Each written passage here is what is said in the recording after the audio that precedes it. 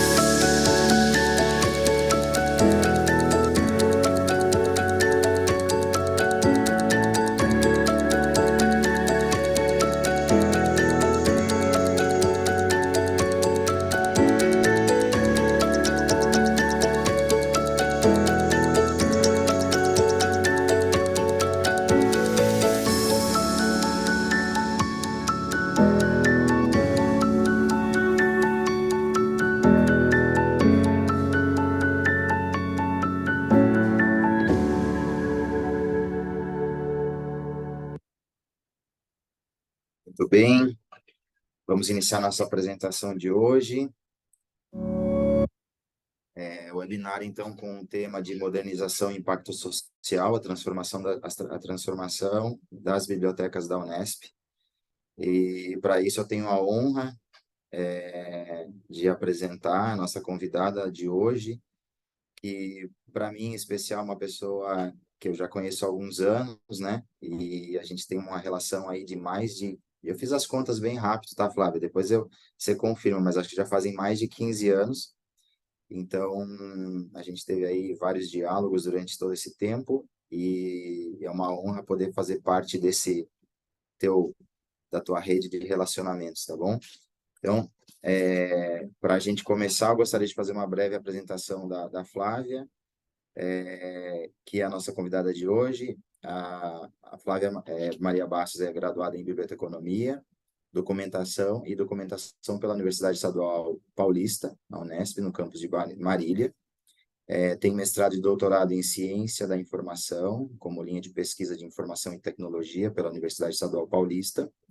Desde 1996, atua como bibliotecária da Coordenadoria Geral de Bibliotecas na implementação de bibliotecas e tecnologias para a rede da Unesp.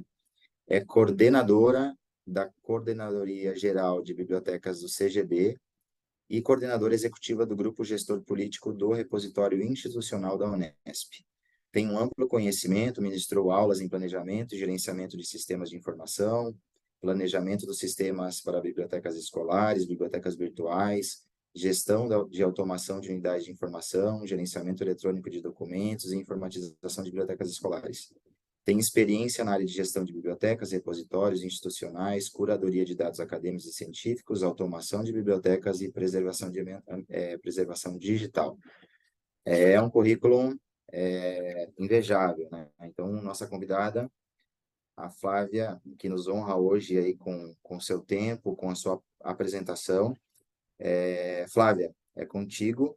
Eu vou ficar aqui de backup, somente te auxiliando na apresentação, tá bom? Tá bom, Douglas, muito obrigada. Bom dia a todas, todes e todos. Com muita alegria que eu aceitei esse convite da empresa Biblioteca. E antes de ir para os meus agradecimentos, enfim, eu gostaria aqui de fazer minha autodescrição. Eu sou uma mulher preta, tenho cabelo preto, crespo, uso óculos e estou usando uma camisa bege com uma blusa laranja. Bom, enfim, então eu gostaria, antes de iniciar minha apresentação, de agradecer ao Douglas e a toda a equipe da empresa Biblioteca por esse convite. Gostaria de fazer um agradecimento especial ao Felipe pela paciência que ele teve em receber a minha apresentação, me atrasei um pouquinho, então, Felipe, muito obrigada. E eu aproveito também para parabenizar, né? Então, todos que estão nos assistindo e parabenizar pelo Dia da Pessoa Bibliotecária, aproveitando o mês de março, né? Então, parabenizar a todos os profissionais que trabalham em bibliotecas, né? Em ambientes de informação, ok? Bom, então, o Douglas mencionou, né, o título da minha apresentação, ele me deixou muito à vontade para escolher o tema que eu gostaria de falar. Enfim, são tantos temas na nossa área que são importantes para o profissional. Então, eu escolhi falar sobre modernização e impacto social. E aí eu vou tentar aqui abordar esses 4 pontos que eu apresento aqui para vocês no sumário, onde eu começo falando sobre as transformações das instituições e o desafio das bibliotecas para acompanharem o seu desenvolvimento, falar um pouquinho sobre como as tecnologias de informação e comunicação podem potencializar os serviços oferecidos pelas bibliotecas, e a geração de dados e indicadores, né, que eu acho que é o ponto mais forte aí da apresentação. E as bibliotecas, né, somando a outras instâncias da universidade na geração do impacto social. Douglas, pode passar.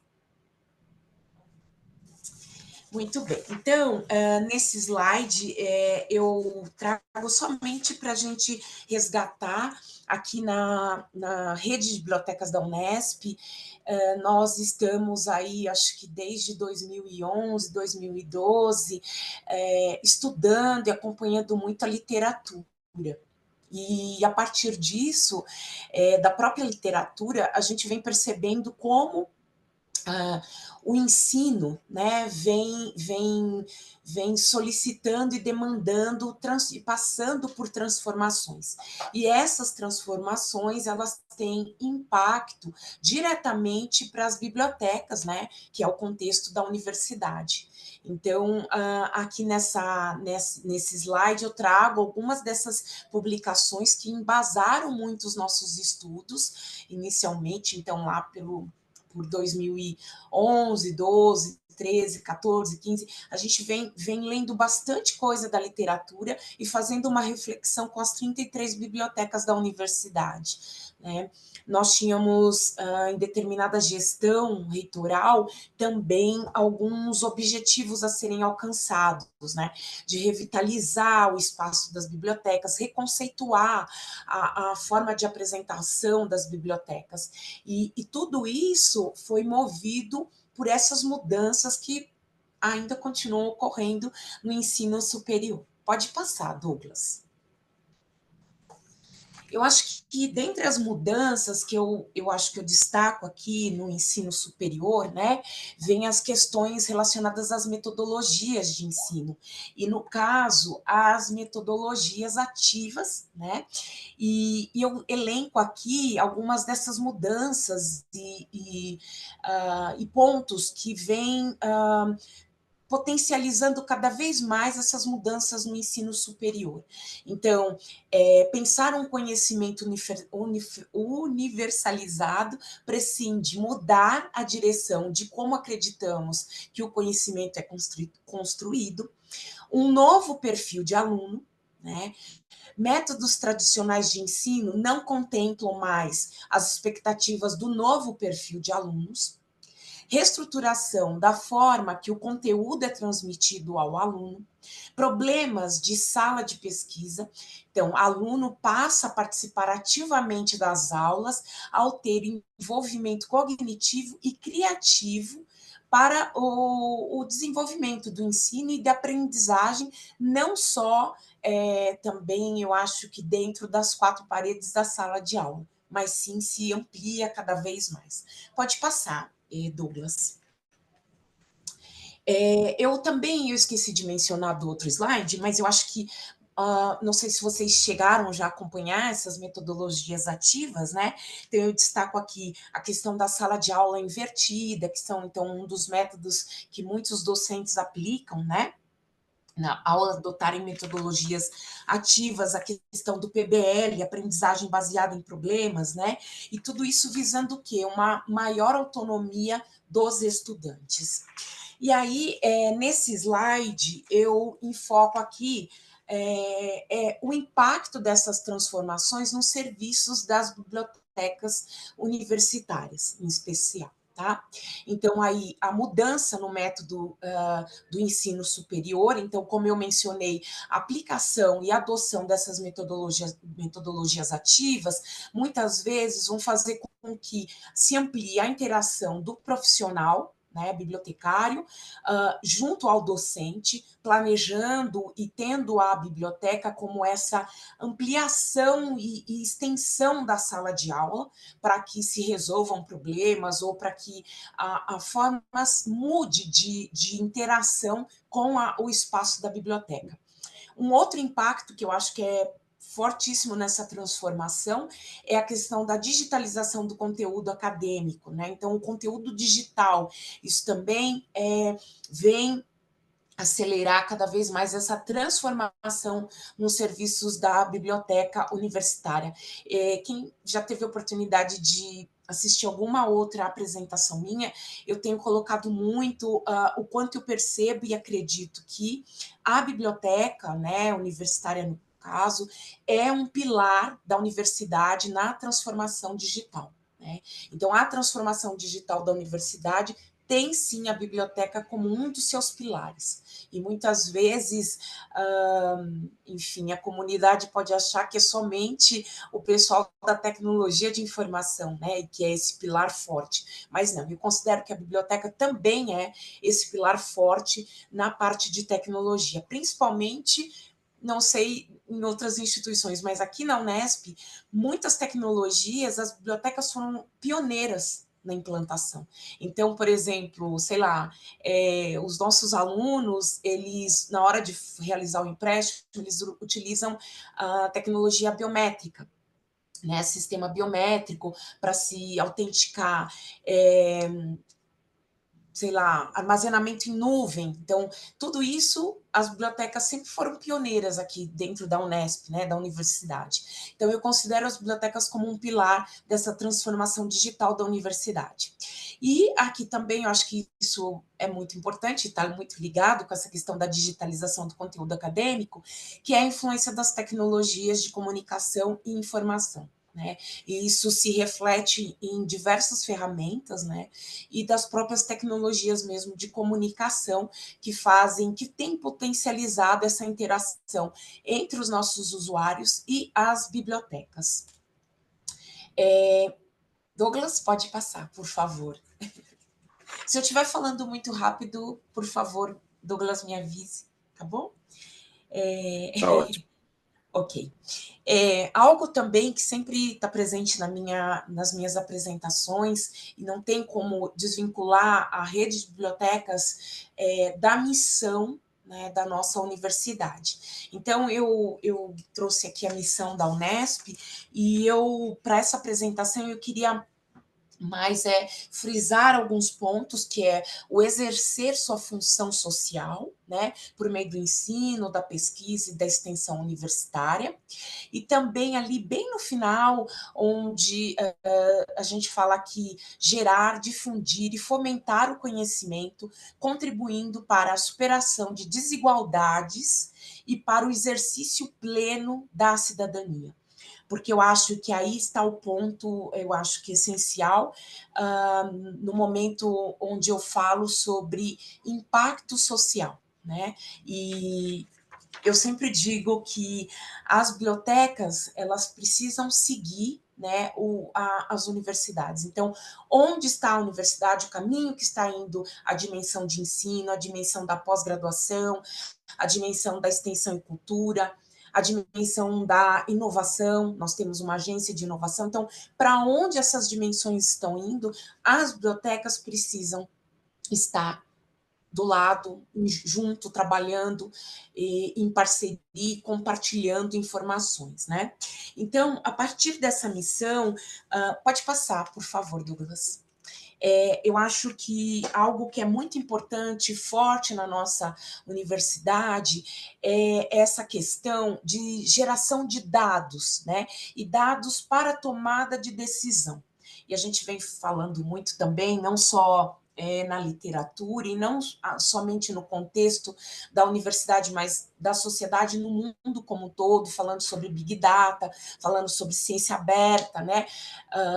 Enfim, então, eu acho que essa questão dos dados para tomada de decisão também foi algo que a nossa universidade tem trabalhado muito e como um tema muito crescente, né? Então, eu percebo aqui dentro da universidade as diversas dimensões, as diversas outras instâncias da universidade também procurando trabalhar muito nessa questão de mensurar qual é o impacto principalmente, em especial, o social. Qual é o impacto social da nossa universidade?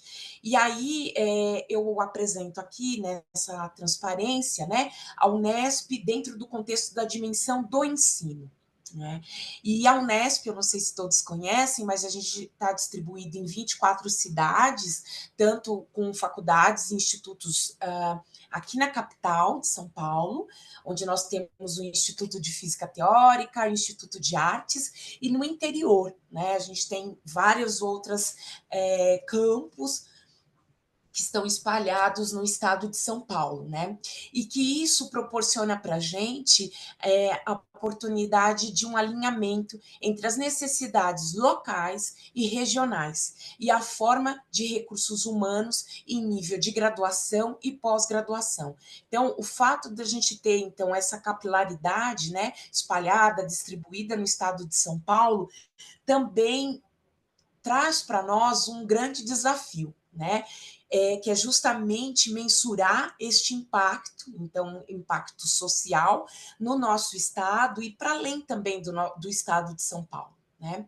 Então, quando a gente fala na dimensão ensino dentro da universidade, um dos pontos e elementos e objetivos que a gente vem destacando e discutindo e refletindo muito dentro da universidade é justamente o de estabelecer indicadores qualitativos e quantitativos que possam ser aplicados para mensurar o impacto social do ensino da Unesp, frente aos principais desafios apresentados pelo PDI, né, nessa dimensão de ensino. O PDI, eu não sei se todos conhecem, né, mas aqui na universidade a gente tem um plano de desenvolvimento institucional. Inicialmente, ele era pensado para ao longo dos 10 anos, né, esse planejamento, mas após a pandemia, então, a gente começou a pensar, trabalhar nesse planejamento de desenvolvimento institucional para os próximos 5 anos. Pode passar, Douglas. Bom, então esse planejamento ele tem início em 2021 e vai até 2026, né? E eu trago aqui e estou pontuando para vocês os desafios da dimensão ensino, ok?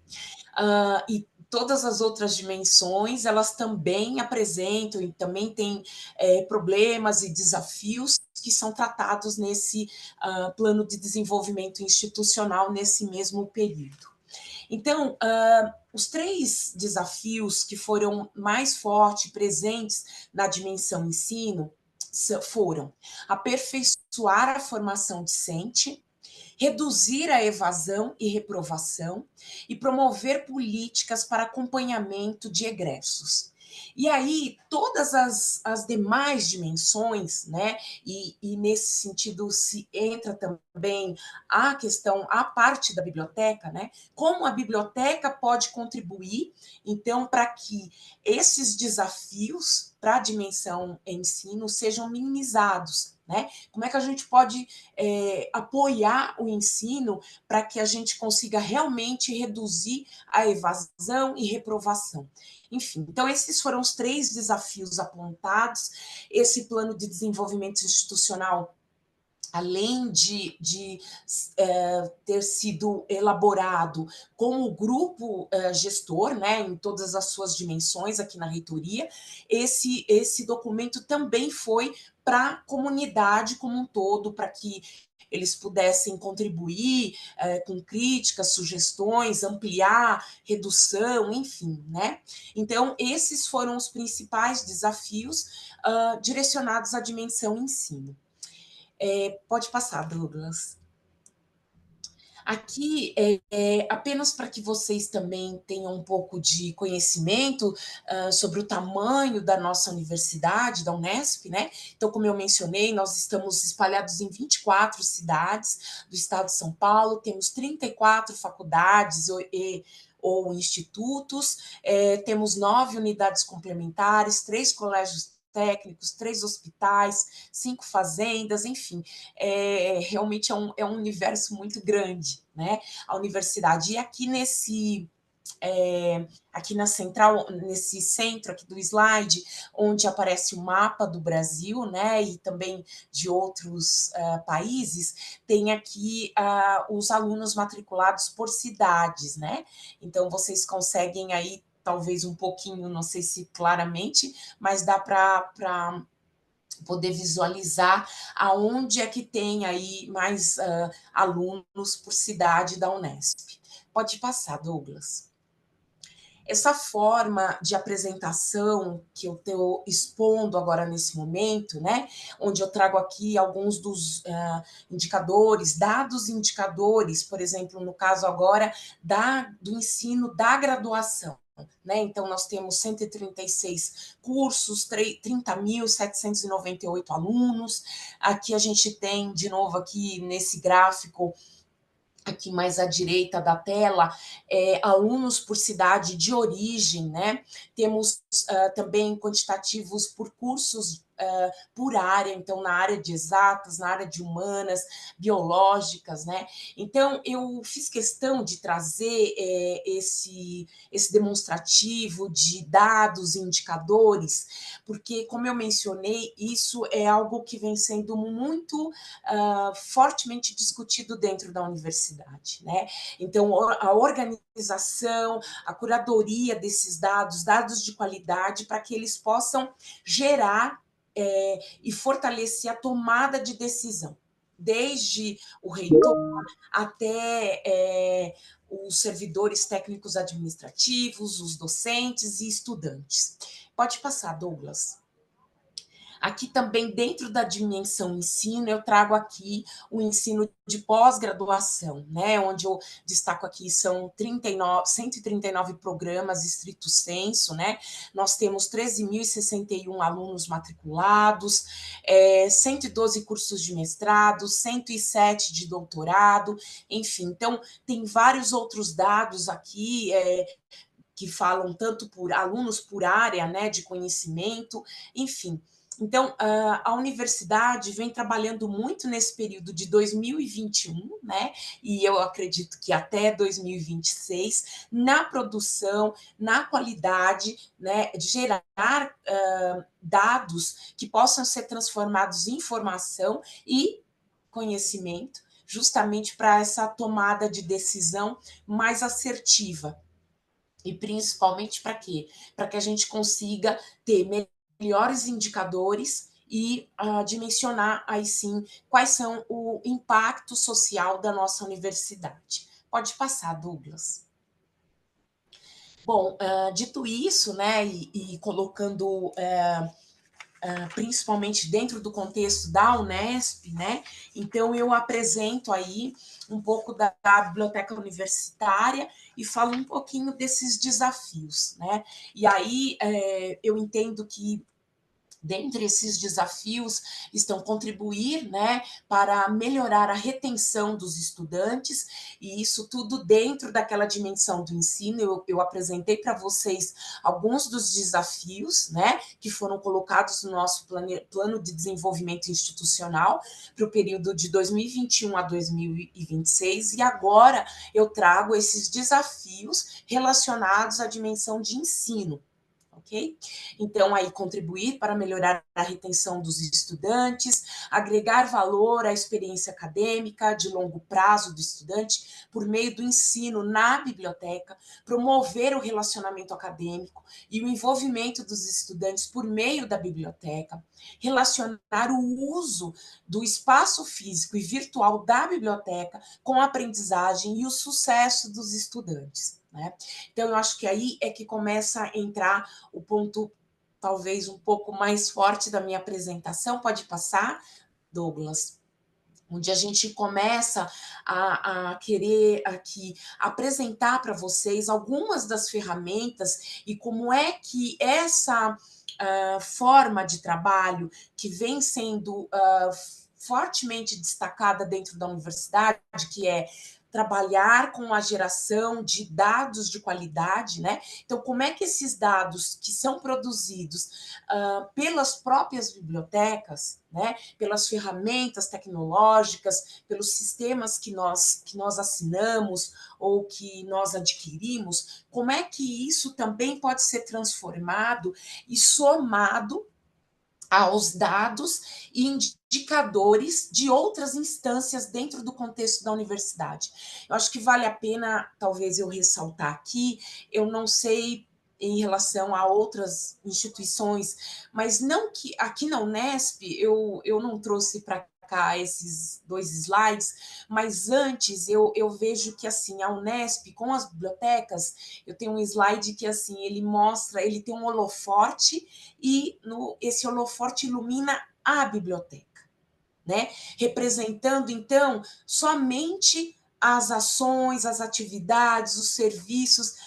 Era como se a biblioteca se bastasse, ok? Dentro da universidade. Então, a luz era toda focada, a conversa era entre a Coordenadoria Geral de Bibliotecas e a rede de bibliotecas. Então, bibliotecários conversando com bibliotecários. Tá? Lógico, todo serviço é direcionado aos nossos usuários, mas a força, nós concentrávamos sempre, a gente sempre discutia com os nossos dados, as nossas estatísticas, entre nós mesmos. Né? Então, e aí o outro slide que eu menciono é onde aparece a biblioteca no centro, mas ao redor todas as outras instâncias. Então, a agência de inovação, os hospitais, a pró-reitoria de graduação, as próprias faculdades, né? Os grupos de pesquisa, a pró-reitoria de pesquisa, enfim, todas as demais instâncias que eu considero até não só as acadêmicas, mas as instâncias administrativas, por exemplo, área de compras, né? Área de finanças. Hoje vocês, eu acho que também devem ter conhecimento sobre a nova lei, né, que saiu agora, a nova lei de licitação. Não tem como as bibliotecas travarem esse diálogo somente com as próprias bibliotecas. É necessário compartilhar, é necessário interagir com as demais instâncias. Então, foi aí que, assim, para nós, essa virada de chave que vem ocorrendo aí desde 2011, 2012, e principalmente a gente consegue visualizar melhor a partir dessas ferramentas que são adquiridas ou assinadas pela rede de bibliotecas da Unesp. Então, aqui eu apresento a nossa ferramenta de descoberta, que gera dados, que proporciona uma nova forma, né, de descoberta, né, de busca para os nossos usuários, né? Pode passar, Douglas. Uma outra também funcionalidade da nossa plataforma de serviços de biblioteca, que vem gerenciando todas as nossas atividades, é aqui a parte de reservas de disciplina. As reservas de disciplina possibilita com que as bibliotecas possam se aproximar muito mais das disciplinas, né, da cartela de disciplinas de um curso de graduação, de pós-graduação, e, consequentemente, aproximar os docentes dos profissionais das bibliotecas, porque aqui é possível, com a bibliografia do docente de uma determinada disciplina, os profissionais das bibliotecas podem trabalhar em agregar todos os materiais que estão ali descritos nessa disciplina. Então, um aluno de graduação, ele pode usar aquela ferramenta de descoberta que eu mostrei na tela anterior para fazer a busca ou pela disciplina ou por itens, né, da bibliografia que fazem parte dessa disciplina. Então, permite que isso dá um valor agregado no sentido do aluno não precisar ir buscar item por item da bibliografia, mas com o próprio título da disciplina, ele conseguir saber todos os materiais que estão elencados naquela bibliografia. Isso também geram dados de como o aluno, o usuário, o estudante está utilizando, quais são os materiais mais acessados, né? Nós temos uma outra ferramenta, eu não coloquei aqui, nos slides, mas ela se chama Leganto, e ela gerencia, na verdade, até muito mais, trazendo que partes são mais lidas dessas bibliografias, para que o próprio docente consiga entender e compreender o quanto da bibliografia aquele estudante está conseguindo consumir. Pode passar, Douglas. Douglas vai me avisando do horário, tá? Se eu tiver atrasada, alguma coisa assim. Não, tá bom, a gente tem mais uns 10 minutinhos, Flávia, 10 a 15 Tá minutinhos, bom, tranquilo. ok, obrigada. E as perguntas. Ok. Aqui eu trouxe também relacionado a essa nossa plataforma, que também traz informações sobre as coleções eletrônicas. Então, as coleções eletrônicas, como aqui a gente considera as bases de periódicos eletrônicos, as bases de e-books, né? Então, a partir disso, essas ferramentas também permitem que a gente faça coleta de estatísticas de uso dos e-books. Então, a gente consegue saber se aquele usuário, aquele estudante, ele leu, sei lá, 30% de um conteúdo de um livro, se ele leu 0,5%, talvez a gente possa inferir algumas questões do tipo, será que o fato dele ter ficado pouco tempo acessando aquele conteúdo tem a ver com a questão de internet, tem a ver com a questão do tipo de dispositivo que ele estava utilizando, enfim. Então, a gente pode passar a inferir e fazer várias outras análises, né, para tomada de decisão, e que eu acho importante não só dentro do contexto para tomada de decisão das bibliotecas em termos de compras de novos títulos ou exemplares de livros e de materiais bibliográficos, né? Eu acho que é possível, na verdade, fazer essas inferências e análises somadas com dados de outras instâncias, né? Então, essa também é um pouco dessa proposta de falar da modernização, ou seja, do uso das tecnologias, potencializando os dados das bibliotecas para se atingir e somado a outras instâncias para se conseguir ter métricas para calcular esse impacto social da universidade. Pode passar, Douglas. Eu trouxe aqui só uma tela muito simples, né? Mas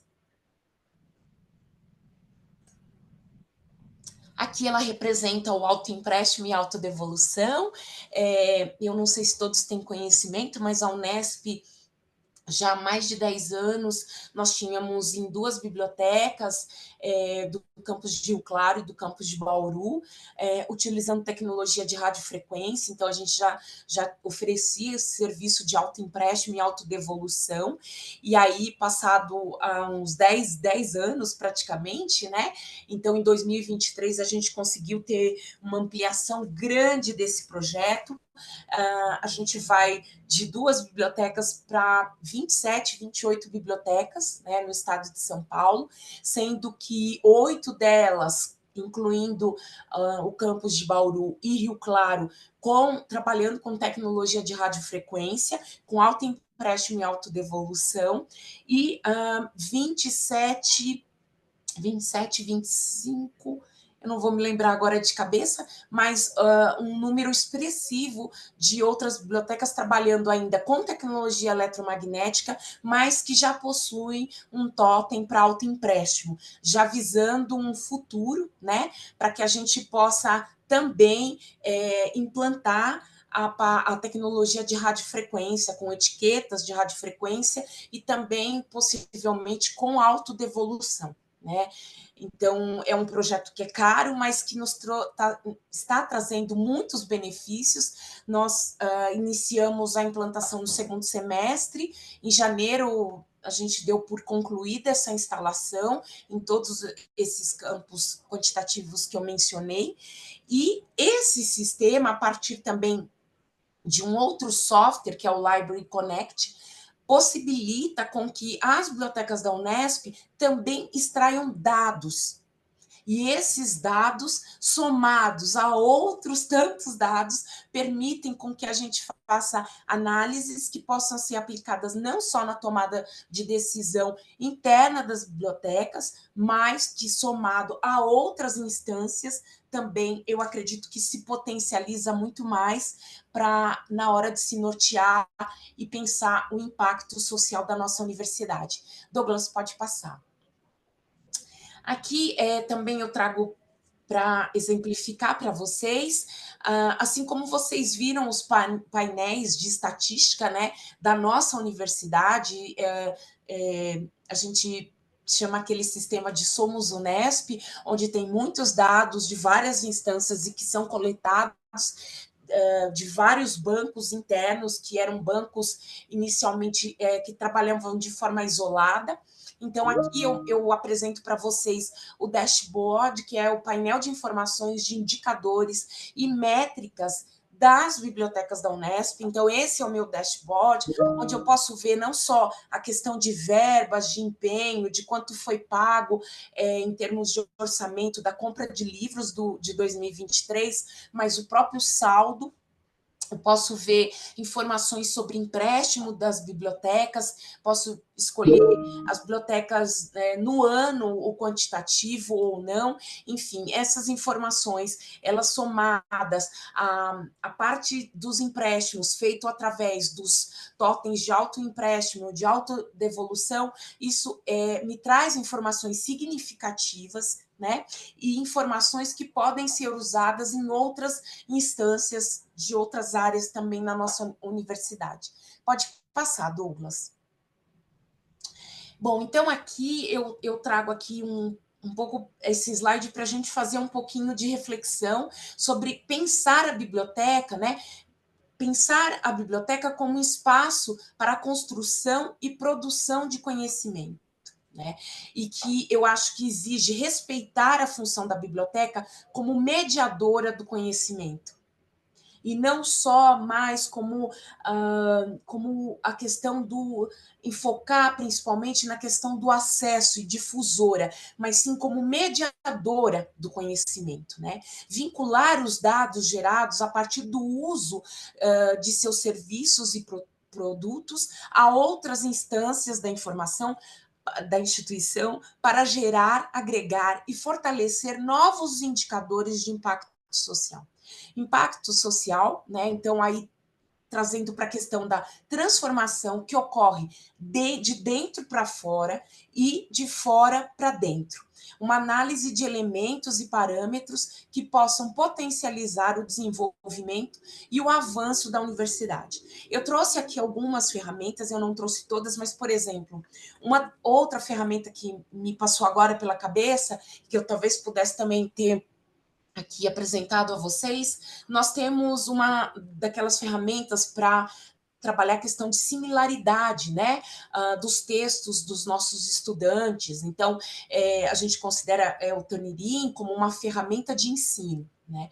Então, os dados que são gerados a partir do uso que os nossos docentes e estudantes fazem dessa ferramenta, né, que vão trazer justamente o que? Eu posso verificar o quanto, a gente usa essa ferramenta também já tem mais de 10 anos, o quanto é que os textos dos nossos alunos, eles estão melhorando, né? Ou eles estão ficando cada vez mais similares, está tendo muita, sei lá, cópia, né? O plágio a gente nunca costuma afirmar aqui um plágio, porque isso depende muito de um especialista.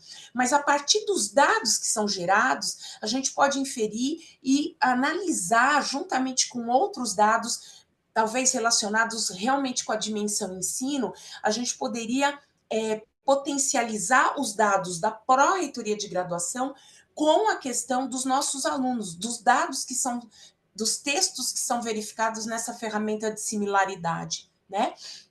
E como esses dados, somando esses dados, como é que a gente pode ter uma análise muito mais crítica e uma participação muito mais sólida das bibliotecas, do que somente usar esses dados para um benefício da própria biblioteca para uso, para compra, para assinatura, para melhorias na própria biblioteca.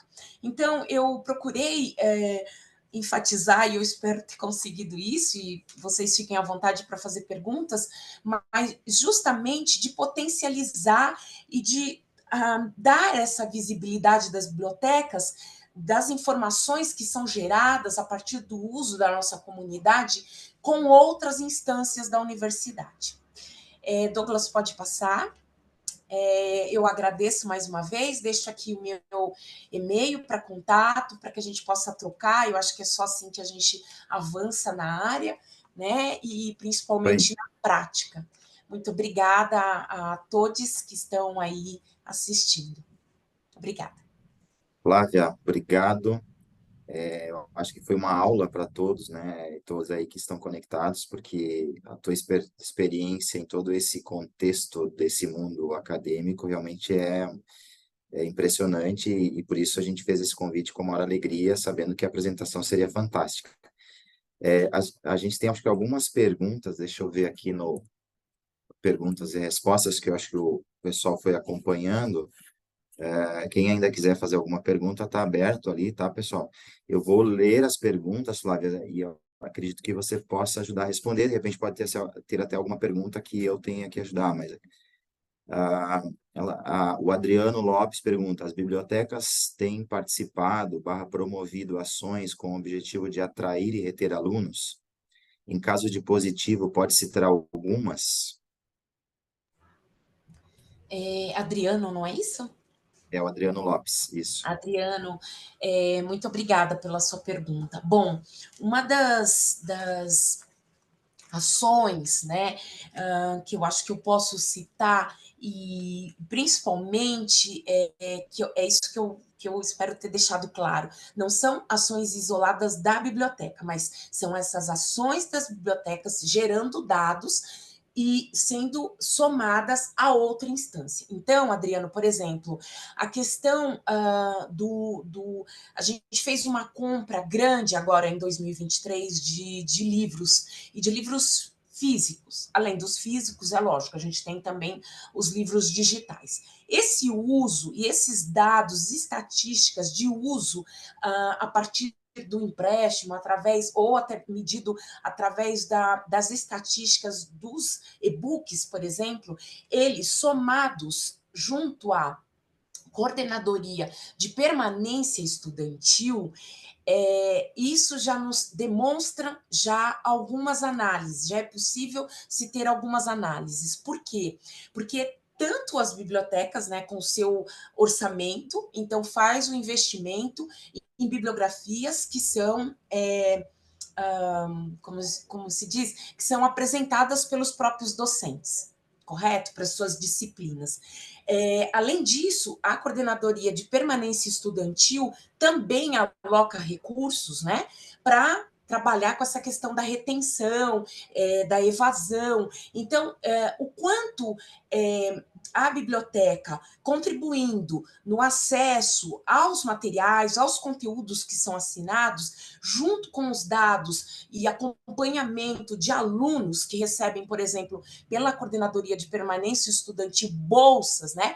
Então, são bolsas moradia, bolsa alimentação, tudo isso, entende? Tudo são informações e ações para reter um aluno dentro da universidade, né? Então, é nesse sentido que eu entendo que essa ação, por exemplo, de estatística, de análise dos dados das bibliotecas, em conjunto com outras instâncias, podem promover e direcionar para alguns indicadores qualitativos, né, e que podem nos ajudar justamente na transformação de um aluno, no impacto social de um aluno, de reter um aluno, de um aluno, e a partir do momento que eu consigo reter esse aluno, esse impacto social, ele está muito ligado a essa transformação, né, que um aluno pode ter na sociedade após se formar, né? E principalmente o quanto uma biblioteca,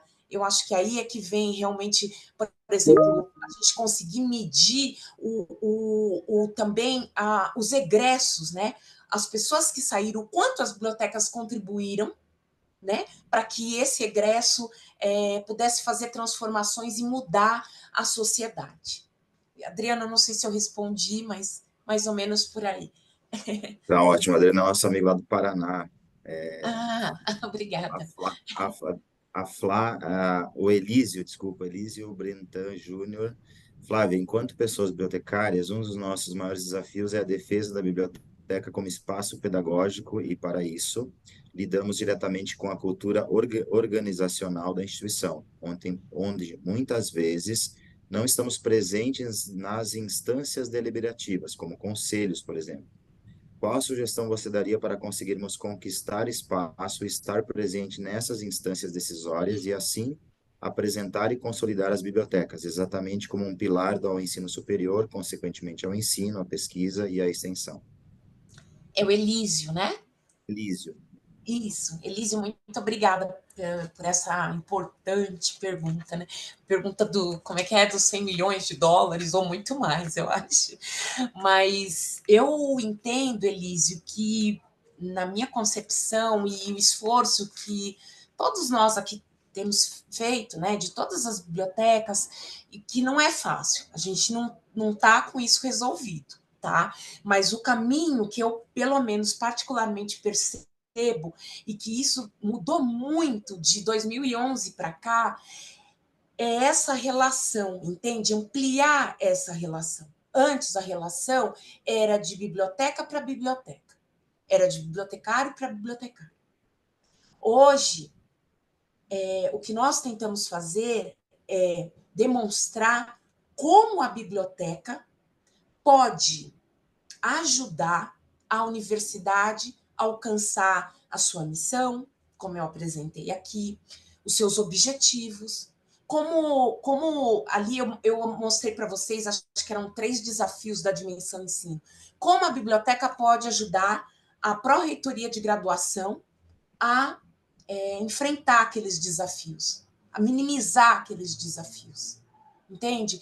Então, eu acho que só tem, assim, só tem pelo menos essa é uma das formas que eu vejo, que é nós passarmos também a produzir informações, dados e informações que possam agregar valor a essas dimensões, que possam agregar valor a esses órgãos deliberativos. Entende? Como é que eu posso demonstrar que o orçamento que é alocado em bibliotecas pode trazer resultados, não puramente, simplesmente, porque nunca é simplesmente somente para a biblioteca, para as quatro paredes, entende? Mesmo porque a biblioteca hoje está além das quatro paredes, né? Mas como é que tudo que a gente faz, os nossos serviços, os nossos dados, as pessoas que utilizam, como é que tudo isso está movendo, entende? A universidade ou a instituição em que você atua, né? Então, eu vejo que se nós não falarmos a mesma língua, isso é importante.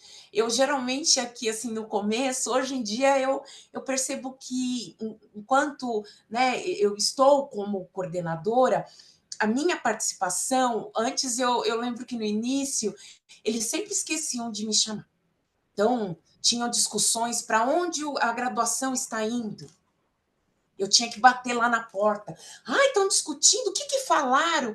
Enfim, hoje em dia, por exemplo, quando a gente trabalhou nesse plano de desenvolvimento institucional, eles, antes de eu me autoconvidar, eles já falaram: Flávia, a biblioteca precisa estar nas discussões de ensino, precisa estar nas discussões de pesquisa e precisa estar nas discussões tanto de ensino, de graduação, de pós, enfim. Então, eles já começam a olhar, ter esse olhar, porque eles sabem que as informações e dados que são gerados aqui, somado a outros, podem melhorar, entende? Talvez fazer com que eles alcancem um pouco mais rápido também os desafios que eles estão apresentando, né? Então, Elise, eu acho que é um pouco dessa forma que eu vejo.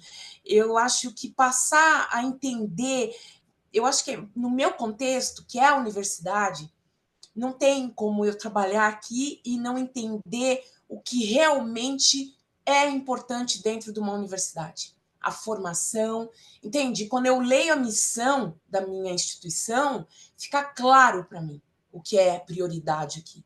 E é para isso que as bibliotecas vão trabalhar, sempre ali, de mãos dadas, em relação, interação, compartilhamento. É sempre nesse sentido.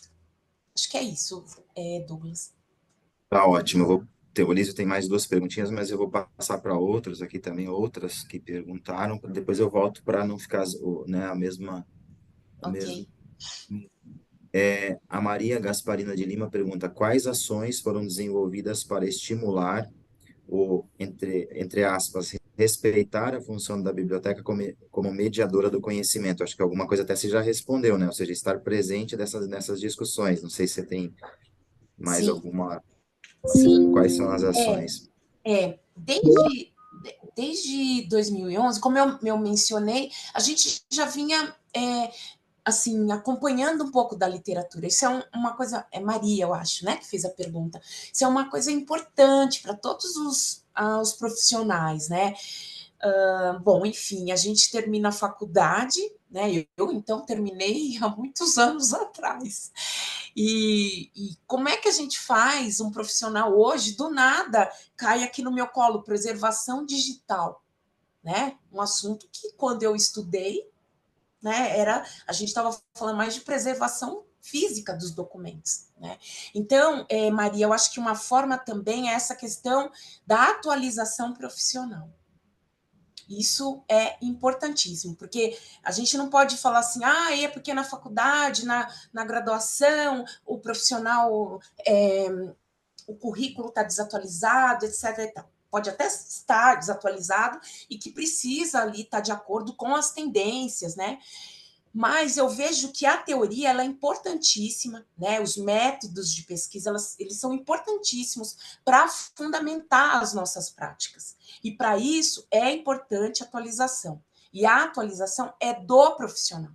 O que nós fazemos aqui, Maria, para se colocar como essa mediação do conhecimento, né, é justamente as capacitações que a gente tem oferecido. Então, lá desde 2011, 2012, a gente vem numa série de. Eu lembro que a FEBAB teve um ano que ela inaugurou aí um Esquenta Biblioteca, e a gente trouxe para a rede de bibliotecas da Unesp esse Esquenta Bibliotecas trazendo vários pesquisadores ou mesmo profissionais de vários lugares do Brasil e também de fora do Brasil, para falarem sobre tendências, para falarem sobre atividades práticas dentro do sentido de transformar o espaço da biblioteca, reconceituar, né, os serviços, enfim.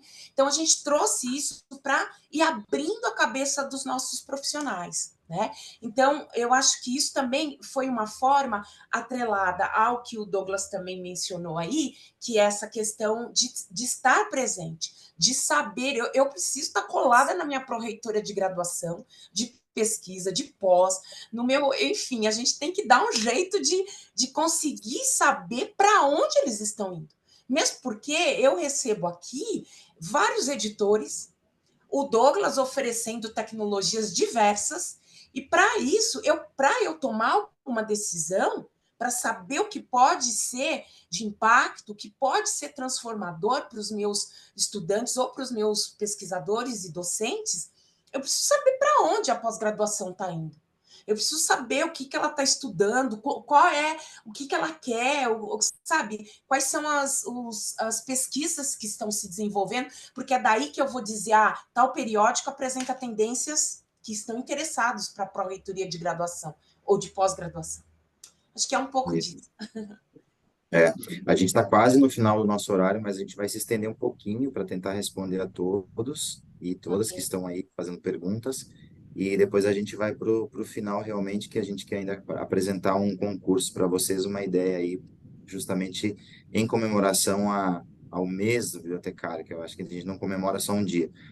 Eu acho que em resposta, inclusive, a um finalzinho da tua pergunta, você até comentou da tua resposta, Flávia, que você respondeu algumas partes, eu até já coloquei ali para o Cícero, que a pergunta dele, na verdade, tinha a ver também com isso, como é que estar relevante, né? Como que a gente não olha só a biblioteca como um depósito de livro, acho que na tua resposta você já conduziu essa resposta para o Cícero. A Ângela tem duas perguntas que são praticamente complementares, então eu vou ler uma delas, que é: como é que fica a equipe de atendimento com a implementação do autoempréstimo e autodevolução e autodevolução, se eles são realocados para outras atividades, ou, né, ou qual seria realmente acho que essa é uma resposta interessante, uma pergunta interessante, né? Sim, acho que é a Maria, né, que fez a pergunta. A Ângela. Ângela, Ângela, obrigado. Ângela, muito obrigada pela pergunta. Sim, esse foi uma das questões que acho que contribuiu muito para que a gente pudesse, a universidade, na verdade, né, fazer esse investimento, porque esse investimento, lógico, a gente ampliou, né, então eu falei de 27 unidades, né, são 33 bibliotecas, algumas tem um quantitativo ainda pequeno de usuários, então por esse motivo, elas não receberam todas as tecnologias e equipamentos, né? Mas 27 delas receberam, né? E esse investimento, ele é um investimento que foi feito, na verdade, pela universidade, né? Que por mais que as bibliotecas elas apresentem isso como algo que pode trazer resultados, né? Os gestores, enquanto reitor, vice-reitora, diretores de unidades, enfim, outras pró-reitores, eles também precisam compreender, né, que esse tipo de investimento traz realmente benefícios e resultados para a universidade. E aí, essa era uma das questões que a gente pontos que a gente apresentava, Ângela, que justamente eu tinha né? Eu espero que esteja diminuindo, porque a gente terminou de realizar as implantações em janeiro, né? Mas eu nunca me esqueço ao longo aí desses anos que eu fazendo, às vezes, reuniões de diretores e diretoras de bibliotecas da Unesp, sempre tinha um diretor, certo? Lá no balcão de empréstimo, e dizia para mim assim, Flávia, não vou poder falar muito porque eu tô atendendo aqui no balcão, né? E isso por quê? Por falta sei lá, de funcionário, entre outras questões, né? Então, essa era um ponto que para nós, assim, um profissional bibliotecário é um profissional caro aqui dentro da universidade.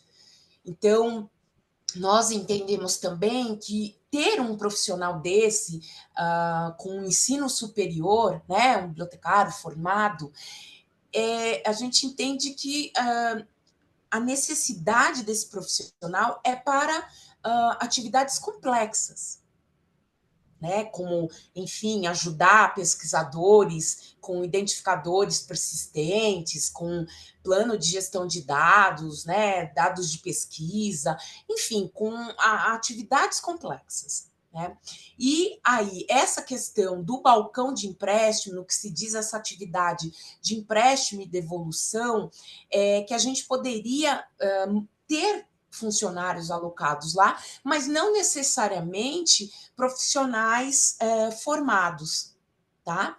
E aí, nesse sentido, a gente conseguiria realocar esses profissionais para atividades um pouco mais complexas e desafogar ali o balcão de empréstimo, tendo mais essa possibilidade, porque eu acho que essa palavra possibilidade hoje em dia, eu acho que é muito, muito marcante, Ângela. Hoje a gente pode retirar, sacar nosso dinheiro no banco físico, na agência física, né? A gente ali com o bancário, a gente pode ir no caixa, né? O caixa ele também está no supermercado, né? O caixa eletrônico está no supermercado. Eu posso pagar as minhas contas pelo celular. Então são tudo possibilidades, né? E eu acho que a gente tem que trazer esse conceito para dentro das bibliotecas. Então, o nosso aluno hoje, ele tem, se ele quiser a possibilidade de emprestar e devolver, renovar, enfim, diversas transações no balcão de empréstimo com uma pessoa. Mas ele também tem a possibilidade de usar o totem de autoempréstimo. Também tem a possibilidade de usar a devolução, né, a autodevolução. Então, eu acho que são possibilidades, eu acho que isso a gente tem que trazer. A gente vê hoje, por exemplo, a gente vai num supermercado, você pode ir lá encarar a fila para pagar no caixa com uma pessoa, ou eu posso ir num totem de auto, como fala, Douglas, para Não, comprar de autoatendimento, de um autoatendimento. autoatendimento, de autoatendimento e passar as minhas compras, entendeu? E, enfim, então eu acho que a gente olhar também em volta essas tecnologias e como é que elas vêm sendo utilizadas e importá-las para dentro da biblioteca faz muito sentido, né? Porque a gente não pode esquecer que era um dos pontos que estava na minha apresentação, um novo perfil dos estudantes. A gente não Isso. pode perder isso de vista. Acho que é Quando a gente fala de novo perfil de estudante, de alunos em escolas também, né, Flávia? Todos estão hiperconectados, está todo mundo com celular, tablet, né? Você comentou no início da sim, nossa sim, conversa sim, que o sim. pessoal aí na Unesp tem os tablets. Então, assim, é uma tendência. Isso, Douglas, Tecnologia, desculpa. hum, ela Isso também, assim, já é uma realidade, né? Do estudante, do futuro estudante que eu vou receber, né? é, Então, isso também a gente precisa estar antenado. Eles já estão imersos, né? Nesse nesse mundo, mundo, nessa pode. sociedade. É, a Raíssa pergunta, e é uma pergunta que a gente também sempre recebe nas nossas visitas, nossos executivos visitando os clientes, é, que é comum perceber medo dos funcionários da biblioteca, não só bibliotecários, ficarem com medo da substituição da força de trabalho pela tecnologia, né? Isso foi um desafio para vocês? Eu acho que o exemplo que você deu do que o supermercado está evoluindo, os bancos evoluíram, né? Na verdade, no meu entendimento, né, antes de você colocar a tua posição, Flávio, é uma tendência, né? A tecnologia, a inteligência artificial está evoluindo e, Sim, obviamente, a força. Você falou até mesmo para que os bibliotecários continuem em evidência, toda uma questão de continuar com a aprendizagem. Você precisa continuar evoluindo, estudando, sim, buscando se relacionar com os seus superiores, porque isso vai sim. fazer a diferença no dia a dia, né? Apresentar novos serviços, né? Serviços mais Isso. complexos, né? Então, hoje, por exemplo, para auxiliar um pesquisador que tem fomento de agência, fomento dessas agências de pesquisa, então, em especial a FAPESP, ele é obrigado a entregar junto com o seu projeto um plano de gestão de dados. Ele é obrigado, ao final ou ao longo da pesquisa, publicar, né, os seus trabalhos no repositório institucional, depois gerar um relatório que é encaminhado à agência de fomento. Tudo isso não é algo simples, onde talvez, como hoje a gente tem muito, entra lá no Google e pergunta como faz. Né? Ainda existem algumas habilidades e competências que só um profissional da área de bibliotecas tem, né? Na sua formação, na sua atualização contínua. Então, é esse tipo de coisa que eu coloco como trabalho e atividade complexa. E aí o medo perante as tecnologias existe, sempre vai existir, assim como era, como é que é rádio, depois veio TV e depois, né, vem mudando e cada vez mais. Mas eu acho que assim a gente não pode ter medo, né? Exato. A E gente não pode ter medo, né? a A gente tem evolução, que a gente não enfrentar, consegue a gente tem frear a que evolução. conhecer, primeiro conhecer, né? Ver o que pode sim nos agilizar. Então, nesse sentido, tudo que a gente puder aqui trazer de tecnologia para liberar um profissional bibliotecário de elaborar a ficha catalográfica, ele pode validar os dados da ficha catalográfica, mas a elaboração, se eu puder automatizar, o que eu puder automatizar nesse sentido, eu não estou dizendo que eu estou retirando o profissional. Né? Muito pelo contrário. Às vezes também as pessoas entendem que com a tecnologia, né, eu não vou ter serviço, e é muito pelo contrário. Aumentar. Primeiro, para manter a minha biblioteca em funcionamento e conseguir implantar, foi necessário etiquetar todo o acervo, que não é fácil, enfim, uma série de coisas, Bem, né? verdade. Depois, realmente, isso vai ficando um pouco mais ágil, mais fácil, realmente, você vai conseguindo ter os benefícios, mas, ao mesmo tempo, o grau de complexidade para outras funções, outros serviços que vão aparecer, é muito maior. Não, e obviamente que a biblioteca como um todo ganha todo o benefício da tecnologia que a gente acabou de comentar, né? De estar presente Sim, para os alunos, enfim, disponível, do profissional não ficar no balcão emprestando um livro, sendo que ele tem outras sim, tarefas intelectuais a fazer, né? É muito sim. bom. Tem Uhum. algumas perguntas que são rápidas as respostas. Por exemplo, do Elise, todas as ferramentas que vocês utilizam são proprietárias? Elísio, né? Lísio. Elísio, sim, a maioria. Mas nós temos software livre, por exemplo, The Space, que tem um papel, está dentro de dois projetos que são grandiosos e importantíssimos, essenciais dentro da nossa universidade. Um é o repositório institucional e o outro a nossa biblioteca digital. Né? Então, a gente utiliza o The Space, né? Para gerenciar então esse acesso a esses conteúdos e que são projetos assim de ponta e que dão muita visibilidade para a nossa comunidade. A gente trabalha com autoarquivamento, enfim.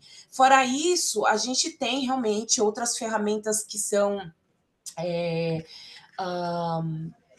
como se diz, de terceiros, né? São ferramentas pagas, e não porque a gente prefere, mas que, porque dentro dos nossos estudos e também com um olhar muito crítico ao tamanho da equipe e a competência e habilidade que a equipe da Coordenadoria Geral de Bibliotecas tem hoje, então eu tenho que 4 bibliotecários para o atendimento de 33 bibliotecas, né?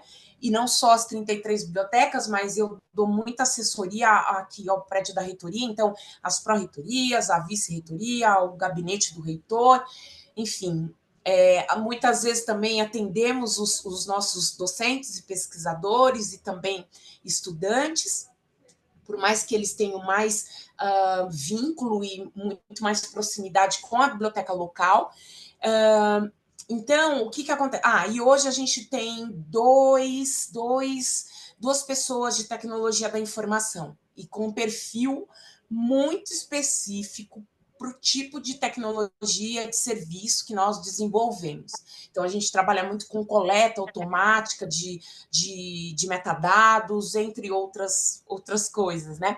Então, para nós, foi muito importante, Lísio, tomar essa decisão, porque também, por ter duas pessoas de TI, a gente não quer muito gastar, vamos dizer assim, entre aspas, o tempo desses profissionais com hardware, entende? Com infraestrutura.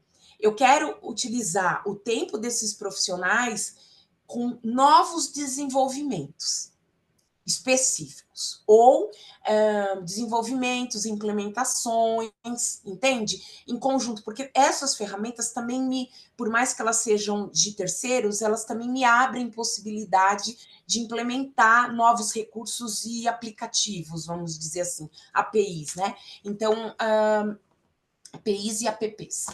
Então, isso também é algo que a gente vê com bons olhos aqui na universidade. E também, assim, o centro, a Coordenadoria de Tecnologia de Informação, ela se especializou em sistemas institucionais mais ligados para uma parte administrativa. Então, o sistema de graduação, que gerencia todas as atividades de graduação.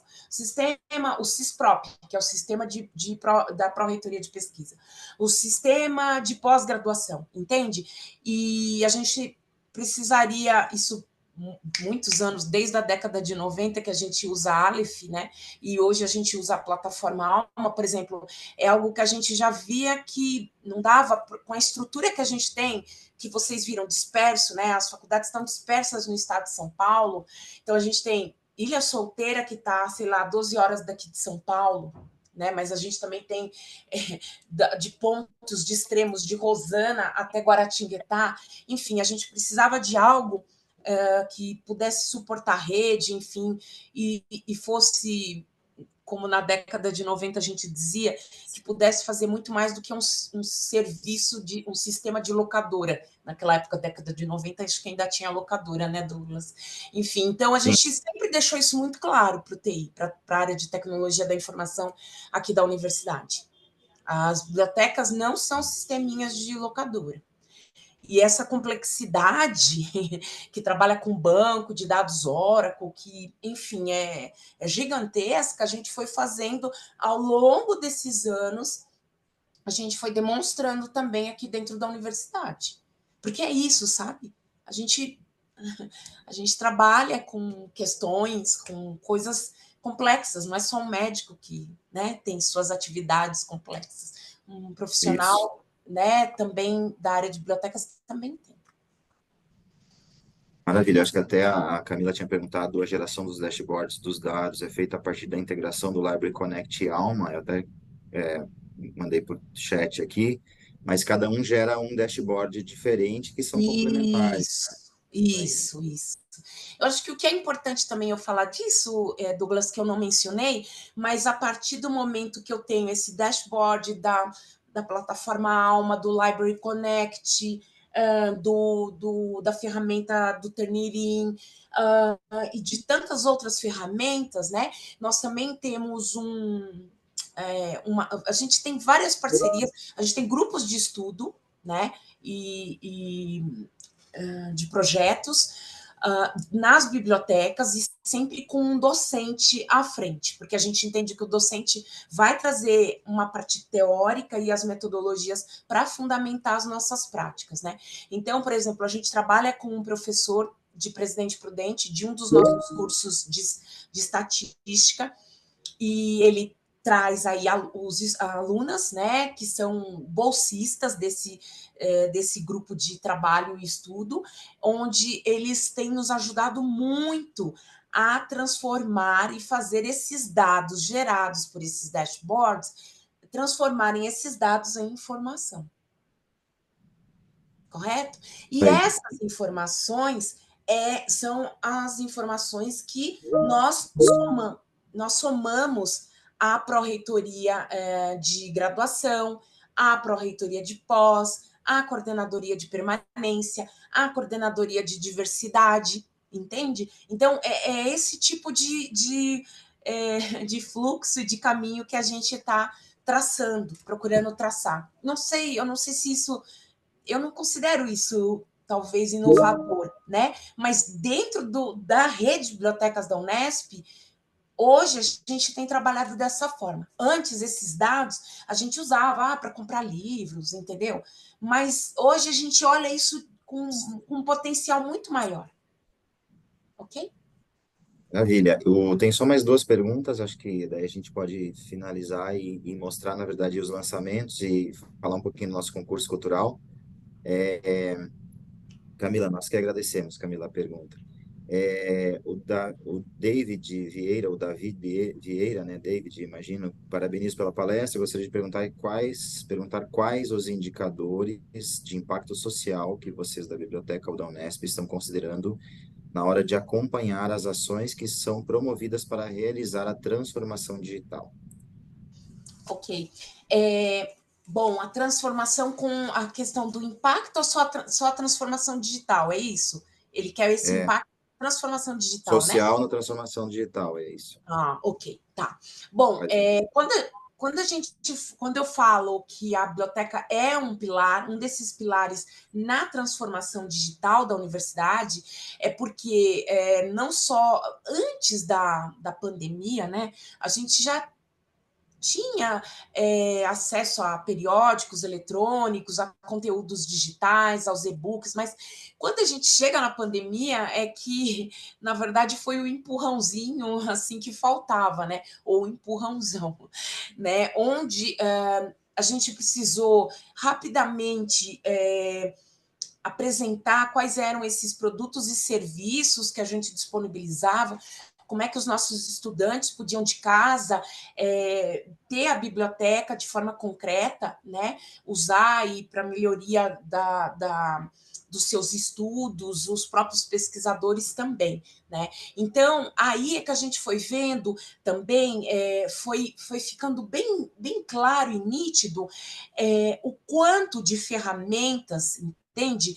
O quanto de equipamentos, ferramentas e sistemas digitais que a biblioteca tem oferecido e oferece, né, por meio, logicamente, como é que fala, do VPN, né, do virtual, ai meu Deus, agora é personal Network é uma network, rede virtual, isso.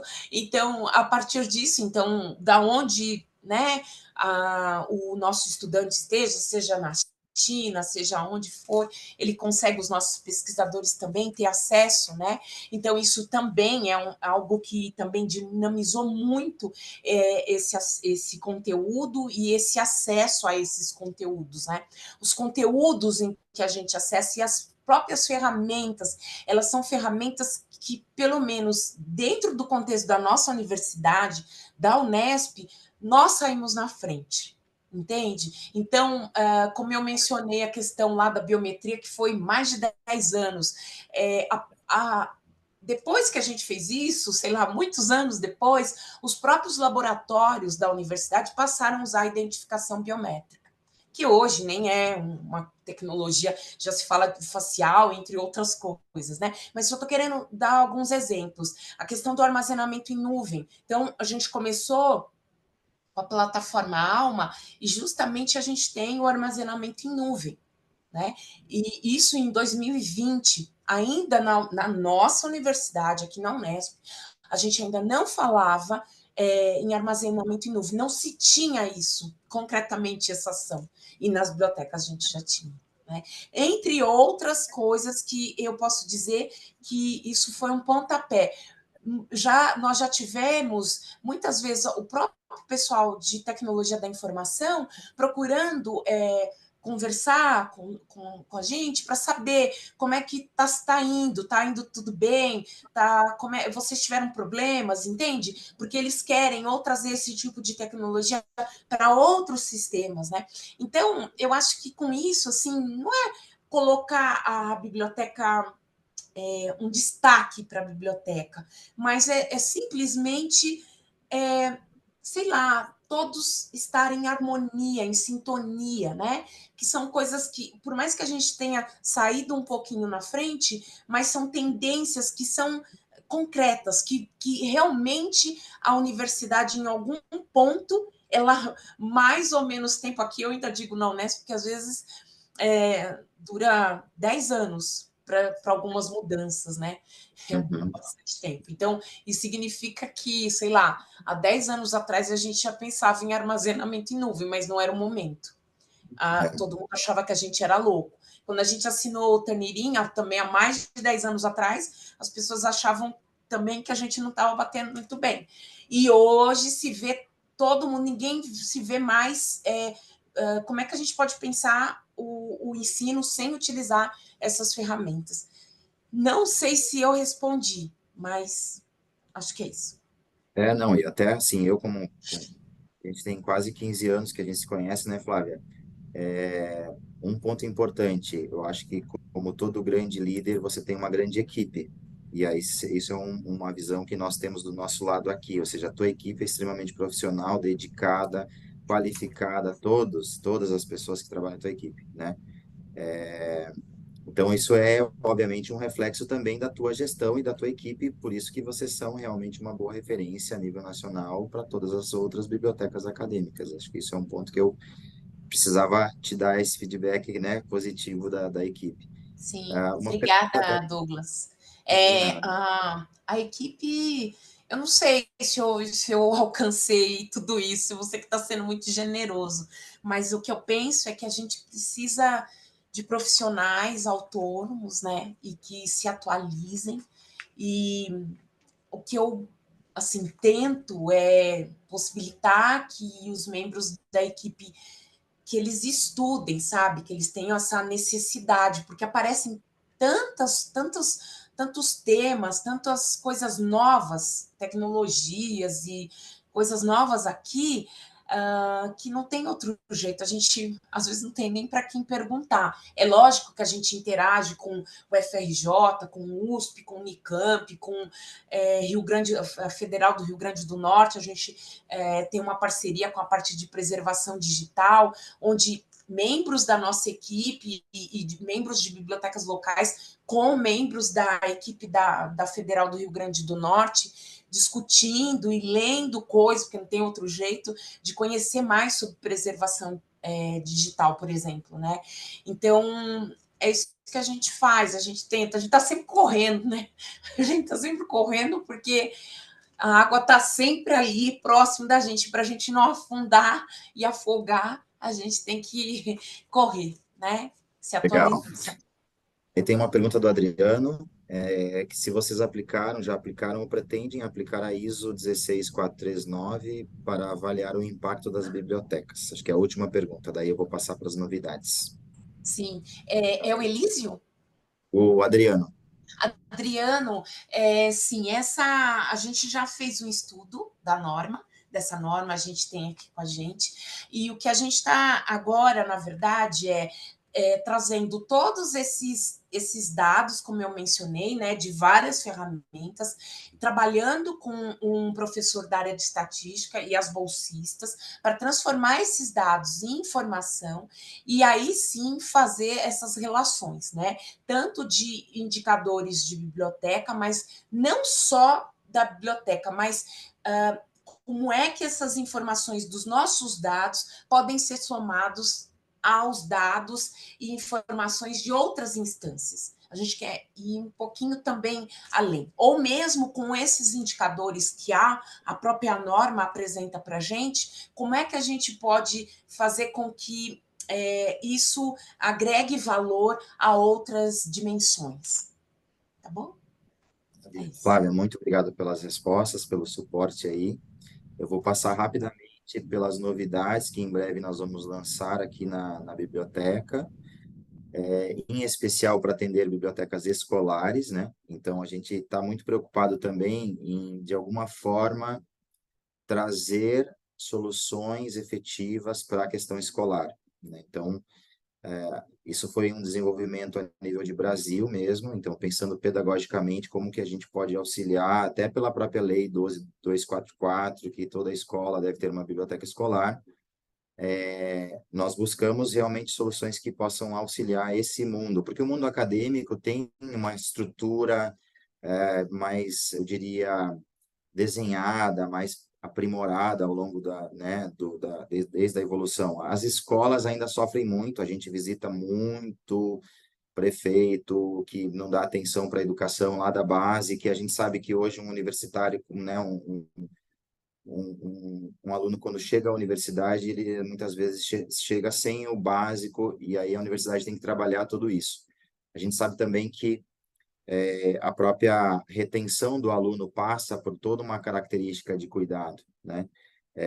A evasão escolar é muito séria no Brasil, assim como a universitária. Então, um dos temas que você até abordou foi a questão da evasão e tal.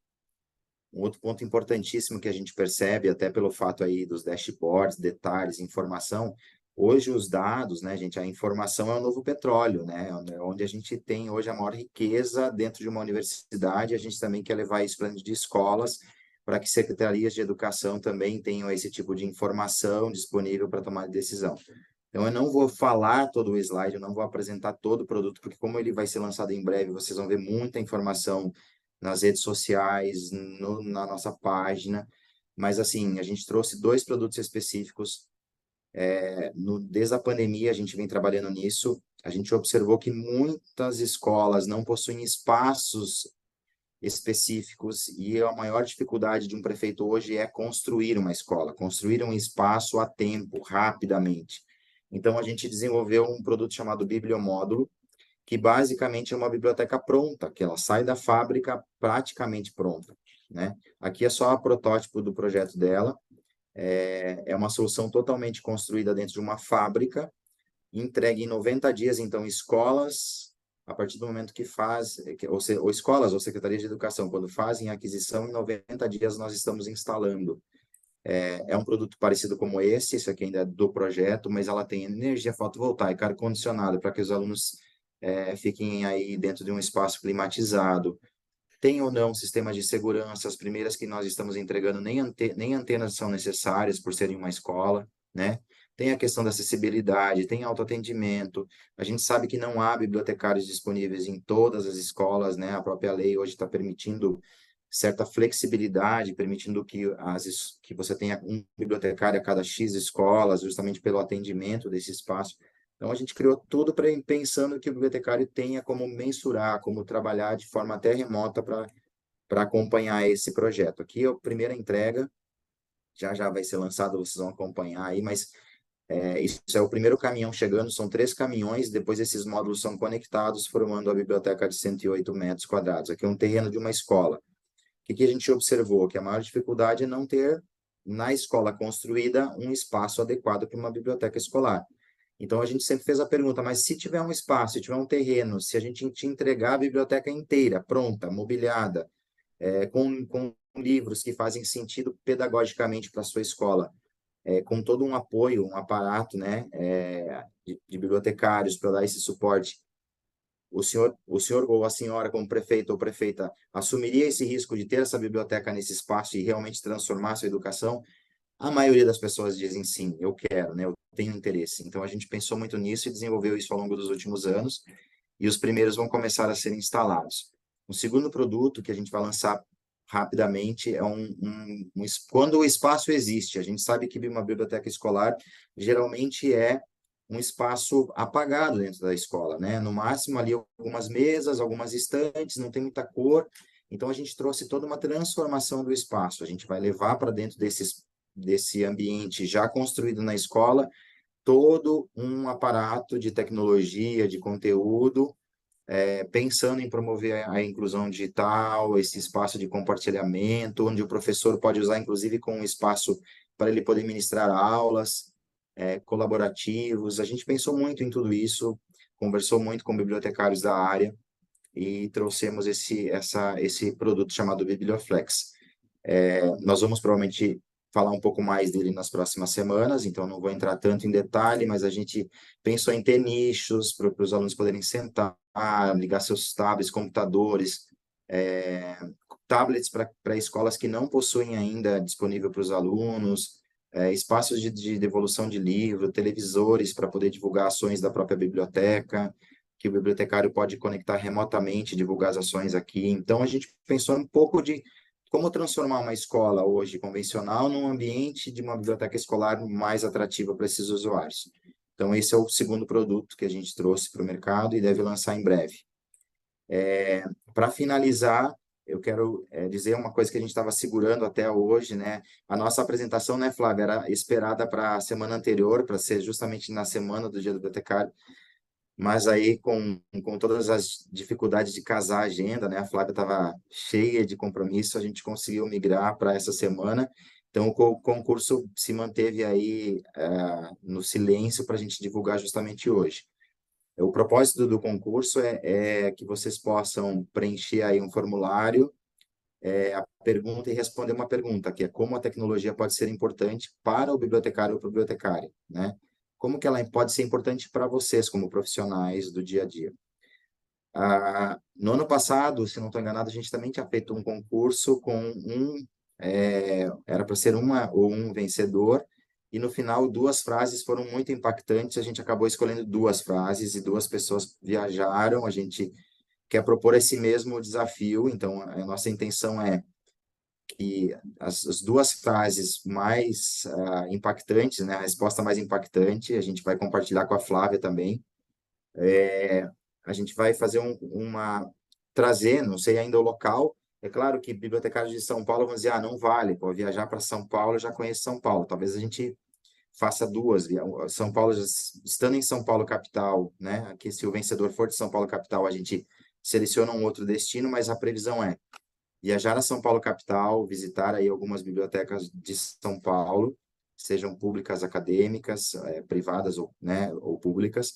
E aí a Flávia vai nos ajudar também a escolher uma biblioteca da Unesp, do interior, para que também quem for o vitorioso ou a vitoriosa façam essa viagem para o interior, provavelmente aí 2 ou 3 dias. Então, a gente vai pagar a despesa de deslocamento, viagem, hotel, alimentação.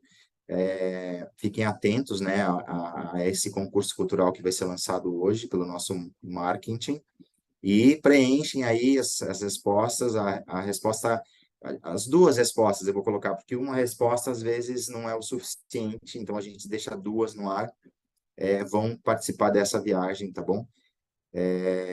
Novamente é uma satisfação nossa poder receber vocês numa viagem, né? Aproveitar essa viagem de São Paulo para conhecer as bibliotecas. Eu acho que essa interação, né, Flávia, entre bibliotecas diferentes, estados diferentes, enfim, isso enriquece muito. Essa troca de experiências que nós tivemos hoje, ela é, assim, extremamente importante para o crescimento pessoal e profissional de todos e todas que estão conectadas.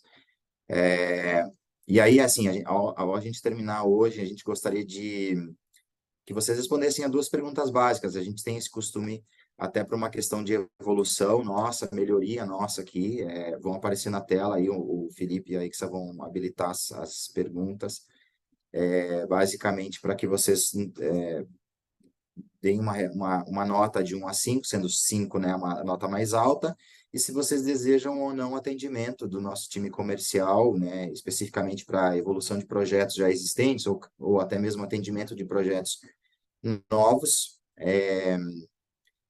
A gente, como eu disse, né, fica muito feliz cada vez que a gente faz um webinar, seja lá o tema, esse tema é muito importante, né, dentro do contexto da educação brasileira, como as bibliotecas têm contribuído. Eu me emociono muito quando eu vou a uma biblioteca e vejo a paixão dos bibliotecários no atendimento ao usuário, nos novos serviços, e a Unesp é um exemplo disso. A gente até estava combinando antes da reunião aqui, né, Flávia? Vão existir algumas agendas aí nos próximos dias, então, assim, sempre que possível eu gosto de estar presente, né? O Eduardo, que atende a Unesp também. Então é isso, gente. Eu acho assim, a gente se estendeu praticamente meia hora a mais. Eu estou olhando aqui, pouquíssimas pessoas saíram do chat depois do horário, a maioria ficou até o final. A gente teve mais de 100 pessoas conectadas com a gente, então muito feliz por isso. Obrigado, né? Obrigado a Flávia e toda a equipe da Unesp aí pelo carinho, pelo suporte da apresentação, foi muito bom.